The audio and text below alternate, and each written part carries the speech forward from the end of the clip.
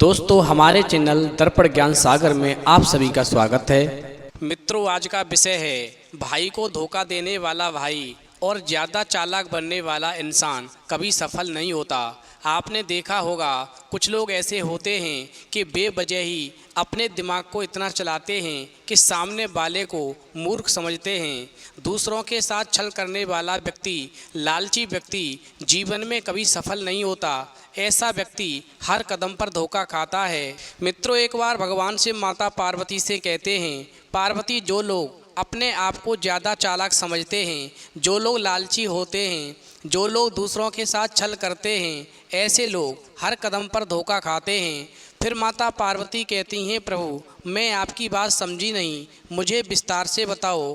फिर भगवान से वो कहते हैं, पार्वती मैं तुम्हें एक छोटी सी कहानी सुनाता हूँ, पहले इस कहानी को ध्यान से सुनो, उसके बाद में तुम्हारी समझ में सब आ जाएगा। तो मित्रों, कहानी शुरू करने से पहले मेरा आप सभी से अनुरोध है कि आप हमारी कहानी में खो जाएं। उससे पहले हमारे चैनल को सब्सक्राइब करके बेल आइकन अवश्य दबा लें, जिससे हमारी हर वीडियो का नोटिफिकेशन सबसे पहले आप तक पहुंच सके और आप हमारी हर वीडियो से प्राप्त ज्ञान का अपने जीवन में लाभ उठा सकें। तो आइए कहानी शुरू करते हैं। भगवान से वो कहते हैं, पार्वती ये कहानी 3 सगे भाइयों की है, जो एक बार खेतों से काम करके अपने घर वापस लौट रहे थे। दोनों बड़े भाई आगे आगे जल्दी जल्दी चल रहे थे, क्योंकि उनके पास ले जाने के लिए कोई बोझा नहीं था, और उनका छोटा भाई उनके पीछे पीछे चल रहा था, क्योंकि उसके कंधे पर गेहूं की बालियां रखी हुई थीं। बड़े 2 भाई अपने आप को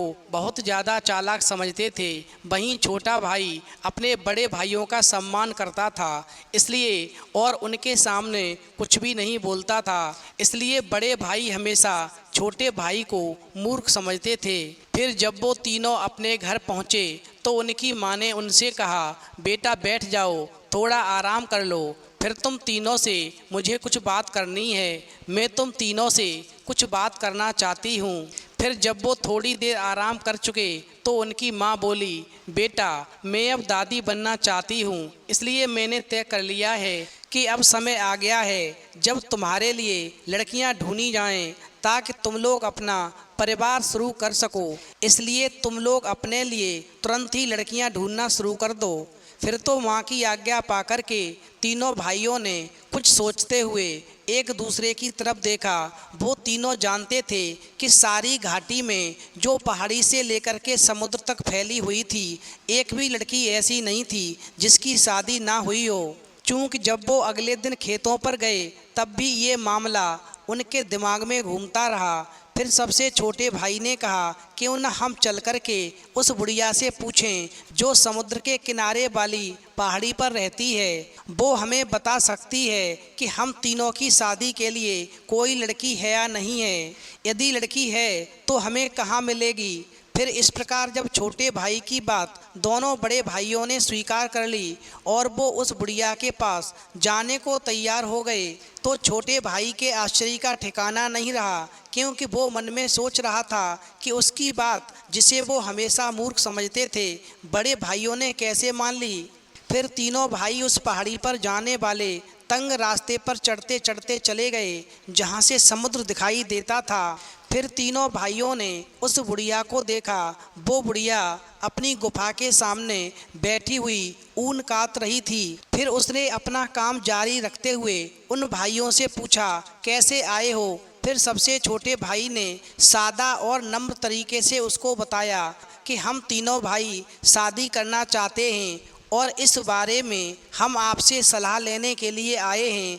वहीं बुढ़िया ने पूछा, तुम तीनों को कैसी पत्नियां चाहिए। वहीं बुढ़िया की बात को सुनकर के सबसे बड़ा भाई बोला, मुझको बहुत ही सुंदर लड़की चाहिए। फिर तुरंत ही बीच वाला भाई बोला, मुझे ऐसी लड़की चाहिए जो अमीर हो और सुंदर हो। वहीं सबसे छोटा भाई, जो बहुत ज़्यादा सीधा था, उसने कोई जवाब नहीं दिया। तो बुढ़िया कहने लगी, तुम कुछ भी नहीं बोले, तुम भी बोलो, तुम्हें कैसी पत्नी चाहिए। फिर बुढ़िया की बात को सुनकर के सबसे छोटा भाई बोला, मुझे तो एक ऐसी जवान लड़की चाहिए जो दयालु हो, खुश मिजाज हो और ऐसी हो जिसको मैं बहुत प्यार कर सकूं। फिर बुढ़िया कहने लगी, तुम में से हर एक को तुम्हारी पसंद की लड़की मिल जाएगी, पर तुम लोगों को इसके लिए एक साथ काम करना पड़ेगा।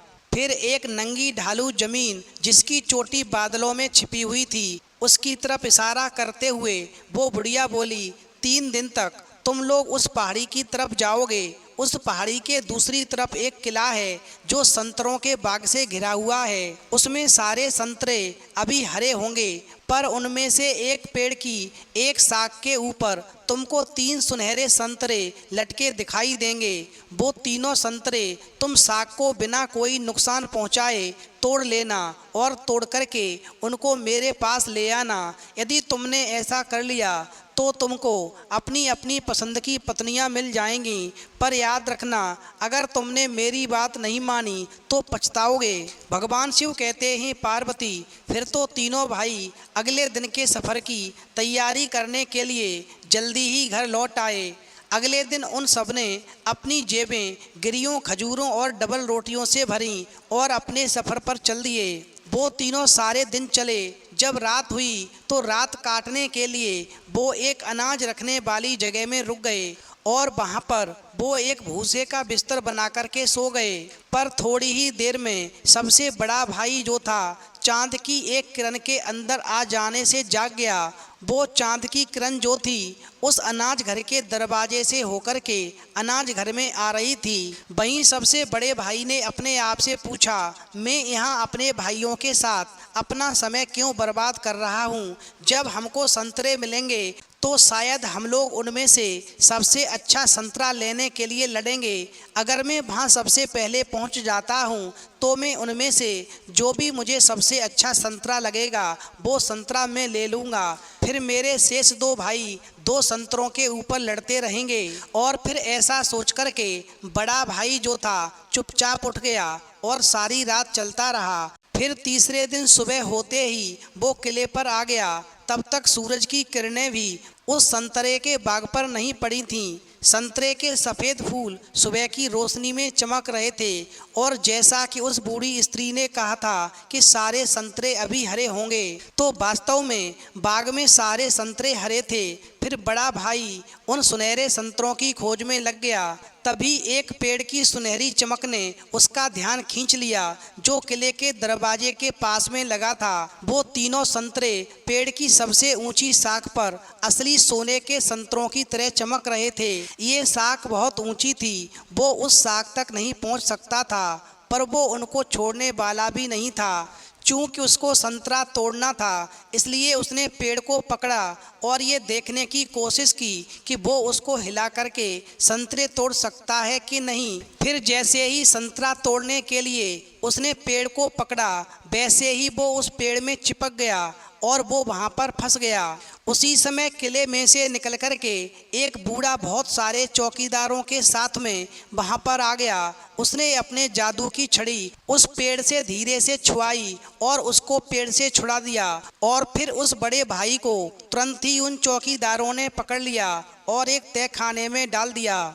उधर उसी तहखाने में एक बूढ़ा आदमी पड़ा हुआ था। वो रो रो करके कह रहा था, ओ मेरी प्यारी पत्नी, मेरी प्यारी बेटियां, तुम कब तक इस तरह कैद रहोगी? उधर ये आवाज़ उस बड़े भाई ने भी सुनी। फिर वो मन में सोचने लगा कि यहाँ पर तो पहले से ही ये बूढ़ा कैद में पड़ा हुआ है, यहाँ पर तो मेरी जान के लिए अब खतरा है। भगवान शिव कहते हैं, पार्वती, इस प्रकार बड़ा भाई कैद खाने में फंस जाता है और उधर अगले दिन शेष 2 भाई सोकर उठते हैं तो उन्होंने देखा कि सबसे बड़ा भाई उनको धोखा दे करके भाग गया है। फिर वो उठ करके अपने सफ़र पर चल देते हैं। उस दिन शाम को रात को ठहरने के लिए उनको पहाड़ी के एक तरफ एक गुफा मिलती है। फिर वो उसी गुफा में रात को ठहरने के लिए रुक जाते हैं। वहीं जैसे ही सबसे छोटा वाला भाई सो गया, वैसे ही बीच वाला भाई दबे पांव उठा और ये सोच करके वहाँ से चल दिया कि बड़ा भाई तो पहले ही चला गया है, पर मैं उसको पकड़ लूँगा। मैं इस बेवकूफ़ छोटे भाई को यहीं छोड़कर जाऊँगा, फिर ये जो चाहे वो करता रहे। इस प्रकार तीसरे दिन दोपहर को बीच वाला भाई किले पर पहुंच गया पर उसको बड़ा भाई वहाँ पर कहीं दिखाई नहीं दिया, मगर उसे संतरों की खुशबू बहुत ही अच्छी लगी। उसने भी देखा कि जैसा कि उस बुढ़िया ने कहा था कि अभी सारे संतरे कच्चे थे, तभी उसकी निगाह किले के दरवाजे के पास में लगे एक पेड़ पर पड़ती है, जिससे रोशनी निकलकर आ रही थी। फिर वो उसी पेड़ की ओर खिंचता हुआ चला गया। वहाँ पर जाकर उसने देखा कि रोशनी तो उस पेड़ पर लगे हुए 3 सुनहरे संतरों में से आ रही थी। उन सुनहरे संतरों को देख कर के फिर तो वो दूसरा भाई पागल सा हो गया, और फिर जैसे ही वो पेड़ पर चढ़ने के लिए पेड़ से लिपटा तो उसका सारा शरीर पेड़ से चिपक गया और वो वहाँ से हिल भी नहीं सका। फिर कुछ पल के बाद ही पहले वाला बूढ़ा व्यक्ति फिर वहाँ पर अपने चौकीदारों के साथ में आया और अपनी जादू की छड़ी को शरीर से छुआ करके उसको पेड़ से छुड़ा दिया, और फिर उसके चौकीदारों ने उस दूसरे भाई को भी ले जा कर के उसी तय खाने में ले जाकर डाल दिया, जहाँ पर उसका बड़ा भाई पहले से ही पड़ा हुआ था। इस बार दोनों ने उस बूढ़े को रोते हुए सुना, ओ मेरी प्यारी पत्नी, मेरी प्यारी बेटियों, एक भयानक जादूगर ने तुमको इस तरह कैद कर रखा है, तुम कब तक आज़ाद होगी। भगवान शिव कहते हैं, पार्वती, इधर अपने आप को ज़्यादा चालाक समझने वाले दोनों बड़े भाई कैद खाने में फंस गए। उधर अगले दिन जब छोटा भाई सोकर उठा, जिसे ये दोनों भाई मूर्ख समझते थे, उसने देखा कि मेरे दोनों बड़े भाई मुझे धोखा दे करके, मेरे साथ छल करके, मेरे साथ में विश्वासघात करके भाग गए हैं। पर कोई बात नहीं, उसने सोचा कि अब उसको जल्दी करनी चाहिए, क्योंकि उस समुद्र के किनारे वाली बुढ़िया ने कहा था कि ये काम तुम तीनों को साथ साथ करना है, साथ ही मिलकर करना है, तभी उसका लाभ मिलेगा। फिर भी किले पर पहुँचते पहुँचते उसको तीसरे दिन का तीसरा पहर हो गया। उसको भी संतरों के फूलों की खुशबू आई, तो उनका पीछा करते करते वो भी उन सुनहरे संतरों के पेड़ के सामने आ पहुंचा। वहीं छोटे भाई ने सोचा कि उसको वो संतरे जल्दी से तोड़ लेने चाहिए और फिर उसको अपने भाइयों को ढूंढना चाहिए, और इस प्रकार वो संतरे तोड़ने के लिए उछला और उछल करके उसने साख पकड़ ली। उसने जैसे ही साख पकड़ी जिस पर संतरे लगे हुए थे, तो साख पकड़ते ही टूट गई और पेड़ एकदम से चिल्ला उठा। वहीं उस पेड़ के चिल्लाते ही वो बूढ़ा आदमी अपने कई चौकीदारों के साथ में एक बार फिर से बाहर आ गया। वहीं बूढ़ा आदमी कहने लगा, तुमने तो संतरे पहले ही तोड़ लिए, इसलिए अब मैं तुमको गिरफ्तार नहीं कर सकता हूँ। फिर छोटे भाई ने उस बूढ़े व्यक्ति से कहा, मेरे भाई कहाँ हैं? तो बूढ़ा आदमी बोला, ये संतरे सारे दरवाजे खोल देंगे, तुम केवल डबल रोटी और पानी ले लो और कुछ भी नहीं, और ध्यान रखना इन संतरों को कोई नुकसान नहीं पहुंचना चाहिए, नहीं तो वो सारे दरवाजे बंद हो जाएंगे। फिर छोटा भाई तीनों संतरों को लेकर के किले की तरफ दौड़ा, तो उस बूढ़े के कहे अनुसार किले के लोहे के भारी दरवाजे उसके आगे आगे अपने आप खुलते चले गए। वहीं किले के अंदर किले की ऊंची ऊंची दीवारें बढ़िया पर्दों से ढकी हुई थीं। उसी समय छोटे भाई का ध्यान एक खास पर्दे की तरफ गया, जिसमें एक नौजवान लड़की एक घाटी में एक संतरे के बगीचे में खड़ी थी। हालांकि उसका मन वहां से हटने के लिए नहीं कर रहा था, पर फिर भी वो अपने भाइयों की खोज जारी रखने के लिए वहां से आगे बढ़ा। आखिर उसने उनको पा ही लिया और उस तहखाने का दरवाज़ा जिसमें उसके भाई कैद थे अपने आप ही खुल गया। फिर तो दोनों बड़े भाइयों ने जब अपने सबसे छोटे भाई को देखा तो दोनों उसके सामने गिड़गिड़ाए कि हमने तुमको अकेला छोड़ दिया, इसके लिए हमें माफ़ कर दो। फिर छोटे भाई ने कहा, अब इन बातों का कोई मतलब नहीं है, अब तो बस हमें इन संतरों को समुद्र के पास रहने वाली उस बुढ़िया के पास लेकर के जल्दी ही पहुंचना चाहिए। साथ ही छोटे भाई ने अपने बड़े भाइयों को एक बात और बता दी कि इन संतरों को छूना नहीं, इनको नुकसान नहीं पहुंचना चाहिए। हम सब अपने साथ रास्ते के लिए डबल रोटी और पानी ले लें, क्योंकि रास्ते में भूख भी लगेगी और प्यास भी लगेगी। भगवान शिव कहते हैं, पार्वती, इस प्रकार जब वो तीनों भाई किले से बाहर जा रहे थे तो दोनों बड़े भाइयों ने सोने चांदी की चीज़ों से अपनी जेबें भर लीं। उधर छोटा भाई सबसे आगे चल रहा था और जल्दी जल्दी बिना खाने और पीने के लिए रुके चला जा रहा था। हालांकि सूरज बहुत गर्म था पर संतरे फिर भी ताज़ा रहे। पर इससे पहले कि वो किले से बहुत दूर पहुँचे, उसके दोनों बड़े भाइयों ने अपनी डबल रोटी पहले ही खा ली और सारा पानी भी ख़त्म कर दिया। उन्होंने ये भी नहीं सोचा कि सफ़र के अभी 2 दिन बचे हैं, हम रास्ते में क्या खाएंगे, क्या पिएंगे। इस प्रकार चलते चलते जब तीनों भाइयों को रात हो गई तो रात को तीनों भाइयों ने एक चराबाहे की झोंपड़ी में रात बिताने का निश्चय किया और इस प्रकार तीनों भाई वहाँ पर रुक गए। परंतु बड़े भाई को रात भर नींद नहीं आई, क्योंकि वो इस बात से बहुत दुखी था कि उसका सबसे छोटा भाई वो संतरे लेकर के जा रहा था, जबकि वो सबसे बड़ा था और वो इस काम को नहीं कर सका। भगवान शिव कहते हैं, पार्वती, इस प्रकार जब दोनों छोटे भाई सो गए तो सबसे बड़ा भाई आधी रात को उठा और उसने अपने छोटे भाई के हाथ में लगी संतरों की शाख में से सबसे बड़ा संतरा तोड़ा और अपने सफ़र पर चल दिया।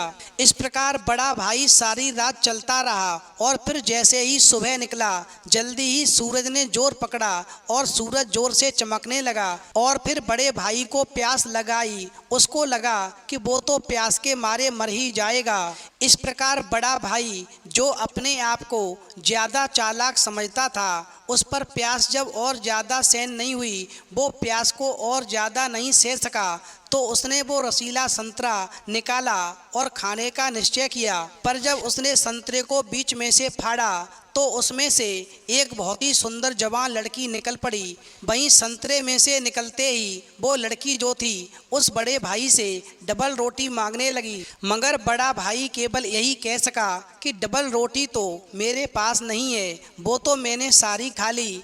फिर उसने उससे थोड़ा सा पानी मांगा तो फिर भी बड़ा भाई बोला, मैंने पानी भी सारा पी लिया। फिर वो लड़की कहने लगी, तो मैं अपने संतरे पर वापस जाती हूँ और फिर मैं इस प्रकार अपने पेड़ पर दोबारा पहुँच जाऊँगी। और ऐसा कहकर के वो लड़की उसी संतरे में गायब हो गई और फिर संतरा भी उसके हाथ से निकलकर गायब हो गया।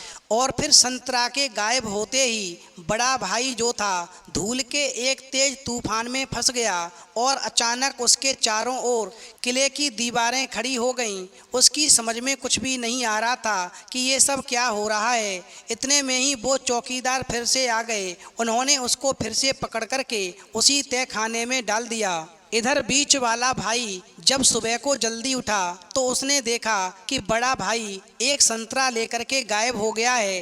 तो उसने भी अपने बड़े भाई की देखा देखी करने की सोची। उसने भी बचे हुए 2 संतरों में से बड़ा वाला संतरा उस शाख से तोड़ा और वहाँ से चल दिया। तब तक छोटा भाई आराम से सोता ही रहा। फिर चलते चलते उस बीच वाले भाई को भी पथरीला रास्ता और खूब गर्म सूरज मिला। जब उससे भी वो गर्मी नहीं सही गई तो उसने भी मरने की बजाय संतरा खाना ज़्यादा अच्छा समझा। जब उसने संतरा छीलना शुरू किया तो वो भी आश्चर्यचकित रह गया, क्योंकि उस संतरे को फाड़ते ही अचानक उस संतरे में से एक सुंदर लड़की निकली और खड़ी हो गई। इतनी सुंदर लड़की उसने पहले कभी नहीं देखी थी। वहीं उसके कीमती जवाहरातों और कपड़ों से लग रहा था कि वो लड़की बहुत ही अमीर थी। वहीं संतरे से निकलते ही लड़की ने कहा, मेहरबानी करके मुझे थोड़ी डबल रोटी दे दो। फिर तो बीच वाला भाई बस इतना ही बोल सका कि मेरे पास कोई डबल रोटी नहीं है, मैंने तो अपनी सारी डबल रोटी खा ली। वहीं लड़की फिर से बोली, फिर थोड़ा सा पानी दे दो।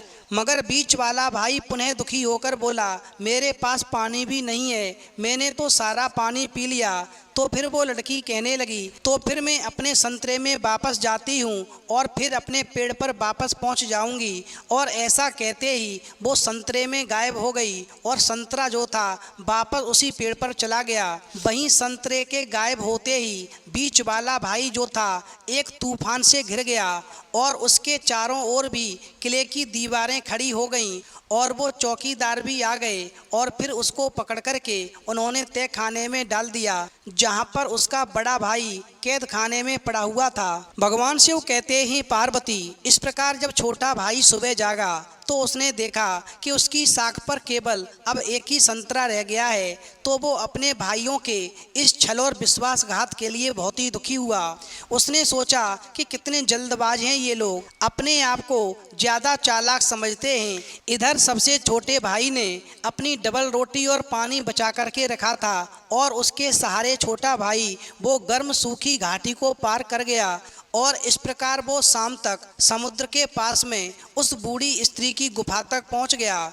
वहीं बूढ़ी स्त्री बोली, मैं देख रही हूँ कि तुम तो पूरी साख ही तोड़ लाए हो और तुमने तीनों संतरों को अलग अलग कर दिया है। चूँकि तुमने मेरा कहा नहीं माना, इसलिए इससे जो आफत आने वाली है उससे मैं तुम में से किसी को नहीं बचा पाऊंगी। फिर छोटे भाई ने पूछा, पर मेरी पत्नी का क्या होगा और मेरे भाइयों का क्या होगा? फिर बूढ़ी स्त्री बोली, अभी सब कुछ खत्म नहीं हुआ है, तुम अपने घर वापस जाओ और अपने खेतों पर काम करो, इंतजार करो और हमेशा अपने दिल की बात सुनो। और फिर इतना कह कर के वो बुढ़िया अपनी गुफा में चली गई। इधर दुखी होकर के सबसे छोटा भाई अपने घर लौट आया और अपनी माँ को आकर के उसने सारा सफ़र का हाल बताया और अपनी मुसीबतों के बारे में भी बताया। हालांकि माँ अपने बड़े बेटों के गायब हो जाने के बारे में सुनकर के बहुत ज़्यादा दुखी हुई, पर सबसे छोटे बेटे को वापस आया हुआ देख कर के खुश भी हुई। भगवान शिव कहते हैं पार्वती, इस प्रकार छोटा भाई हर रोज खेतों पर काम करने चला जाता था तो एक सफ़ेद कबूतरी आकर के उसके माँ के कंधों पर बैठ जाती थी। मानो ऐसा लगता था कि वो उस माँ को तसल्ली दे रही हो जिसके दो बेटे गायब हो चुके थे। इस प्रकार जब माँ अपने घर का सारा काम करती रहती तो सफ़ेद कबूतरी जो थी माँ के साथ में सारे दिन रहती। इससे माँ को ऐसा लगता था कि सब कुछ ठीक हो जाएगा। ये सफ़ेद कबूतरी कोई और नहीं थी, ये सफ़ेद कबूतरी उसी संतरे में से निकली हुई एक लड़की थी। जो संतरा वो छोटा भाई अपने पास लाया था और उसने घर में रख दिया था। वहीं एक सुबह जब गर्मियां ख़त्म हो रही थीं तो छोटा भाई खेत छोड़ करके जल्दी घर आ गया और अपनी माँ से बोला, माँ एक बार मैं फिर से उस किले पर जाना चाहता हूँ जहाँ मैं पहले गया था। इस प्रकार छोटा भाई इतनी बात माँ से कह ही रहा था कि उसकी नज़र माँ के कंधे पर बैठी हुई एक सफ़ेद कबूतरी के ऊपर जाती है।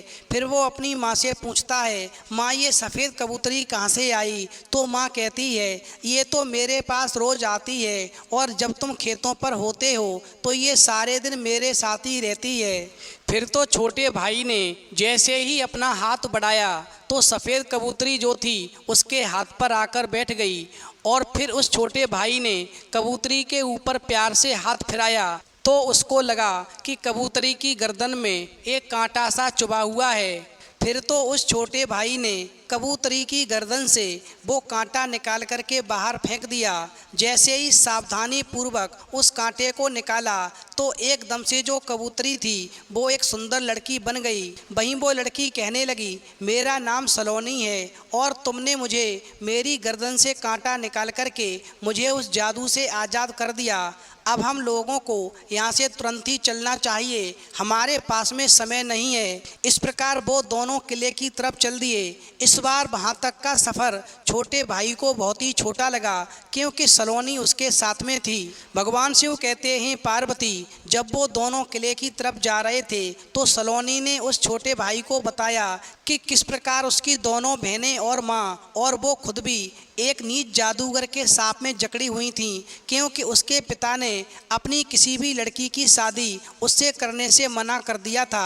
फिर वो लड़की आगे कहती है, ये तो स्त्री का अधिकार है ना कि किसी से भी वो शादी करे जिससे उसका मन करे, क्या तुम ऐसा नहीं सोचते? फिर इस प्रकार वो दोनों बातें करते करते संतरे के बाग में पहुंच गए तो उन्होंने देखा कि बाग के सारे संतरे पक गए हैं, पर सलोनी उसे सीधे उसी पेड़ के पास ले गई जिस पेड़ की शाखा वो पहले तोड़कर लाया था। अब वहाँ 2 संतरे और लटके हुए थे। फिर छोटे भाई ने सलोनी को ऊपर उठाया ताकि वो उस शाख तक पहुंच सके। फिर सलोनी ने सावधानी से वो दोनों संतरे तोड़ लिए और उनको अपने पास रख लिया। फिर जैसे ही उसने उन संतरों को घास पर रखा तो दोनों ही लड़कियों में बदल गए। वो दोनों लड़कियां सलोनी की बहनें थीं। उसी समय वो बूढ़ा व्यक्ति भी किले से बाहर आ गया और अपनी तीनों बेटियों को देख करके बहुत ही खुश हुआ। इतने में वो पेड़ भी हिला और सबकी आंखों के सामने देखते ही देखते वो एक स्त्री बन गया। इस प्रकार तीनों बहनें चिल्लाने लगीं, माँ हम जादू से आज़ाद हो गए। इस प्रकार उस बूढ़े आदमी ने भी अपनी पत्नी को गले से लगाया और अपनी बेटियों को भी प्यार से चूमा। वहीं सलोनी कहने लगी, आप मेरे माता पिता से मिलो, ये मेरे माता पिता हैं और ये मेरी दोनों बहनें हैं। फिर छोटे भाई ने देखा कि उसके दोनों बड़े भाई उस किले के दरवाजे में से बाहर चले आ रहे हैं और फिर बड़े भाई कहने लगे, हमने आपके साथ में छल किया, आपको धोखा दिया, हमने ज़्यादा चालाक बनने की कोशिश की, हमें ऐसा नहीं करना चाहिए था, मेरे छोटे भाई हमें माफ़ कर दो। परंतु छोटा भाई बड़े भाइयों की करतूत से बहुत ज़्यादा दुखी था। वो कुछ भी नहीं बोला और इस प्रकार बड़े ही प्यार से घर आने के बाद में छोटे भाई की शादी सलोनी के साथ हुई। वहीं शेष दो बड़े भाइयों ने भी सलोनी की दोनों बहनों से शादी करने की बात कही तो सलोनी की दोनों बड़ी बहनों ने कहा कि तुम दोनों बेवकूफ़ हो, तुम दोनों अपने भाई को धोखा दे सकते हो तो तुम्हारा क्या भरोसा, तुमने तो हमें पाकर भी खो दिया और इस प्रकार हम एक बेवकूफ़ आदमी के साथ में अपना जीवन बर्बाद नहीं कर सकते। तुम्हारे जैसे चालबाज और विवेकहीन व्यक्तियों के साथ में शादी करने से तो अच्छा है कि हम बिना शादी के ही अकेले रहना पसंद करेंगे। भगवान शिव कहते हैं, पार्वती इस तरह जो भी इंसान अपने भाई के साथ में धोखा करता है, उसके साथ में छल करता है, ज़्यादा चालाक बनने की कोशिश करता है, सही समय पर सही निर्णय नहीं लेता है, ऐसे लोगों का जीवन पूरी तरह से बर्बाद हो जाता है। जिस प्रकार छोटे भाई को वो दोनों बड़े भाई मूर्ख समझते थे, मगर छोटे भाई ने सब कुछ प्राप्त कर लिया, शादी भी कर ली और बड़े भाइयों का जीवन भी बचा लिया। इस प्रकार दोनों बड़े भाई अपनी शादी भी नहीं कर सके और अपना जीवन पूरी तरह से बर्बाद कर लिया। इस प्रकार जब छोटा भाई अपनी पत्नी सलोनी को लेकर के अपनी माँ के पास आता है, ये देख कर के वो माँ बहुत ही खुश होती है कि मेरे छोटे बेटे का घर बस गया और वहीं बड़े बेटों से कहती है, जो अपने आप को ज़्यादा अक्लमंद समझते हैं और छोटे भाई को हमेशा मूर्ख समझते हैं, ऐसे भाइयों का कभी कल्याण नहीं होता। जो अपने भाइयों के साथ हमेशा छल की भावना रखते हैं, द्वेष की भावना रखते हैं। मित्रों, इस प्रकार माता पार्वती कहानी सुनते सुनते इतना ध्यान मग्न हो गईं कि उनको ध्यान ही नहीं रहा कि वो कहाँ पर बैठी हैं और उनका पैर फिसल गया, जिससे उनकी नाभि हट गई, जिससे पेट में दर्द होने लगा। फिर भगवान शिव ने एक गिलास में बर्फ़ को कूट करके माता पार्वती को अपनी नाभि पर रखने को कहा। फिर जैसे ही माता पार्वती ने गिलास की पेंदी को अपनी नाभि पर रखा तो रखते ही नाभि ठीक हो गई। फिर माता पार्वती ने कहा, प्रभु ये कैसी दवा है? भगवान शिव ने कहा, ये नाभि हटने की अचूक दवा है। यदि कभी नाभि हट भी जाए तो गिलास में बर्फ़ डाल करके कूट लो और गिलास की पेंदी को नाभि पर रख लो, रखते ही नाभि अपने ठीक स्थान पर आ जाती है। फिर तो कहानी सुनने के बाद में माता पार्वती कहती हैं, प्रभु मेरा मन प्रफुल्लित हो गया। तो मित्रों, यदि आपको वीडियो पसंद आई हो तो प्लीज़ आप हमारे चैनल को सब्सक्राइब करें और भगवान शिव और पार्वती के लिए एक लाइक करना न भूलें।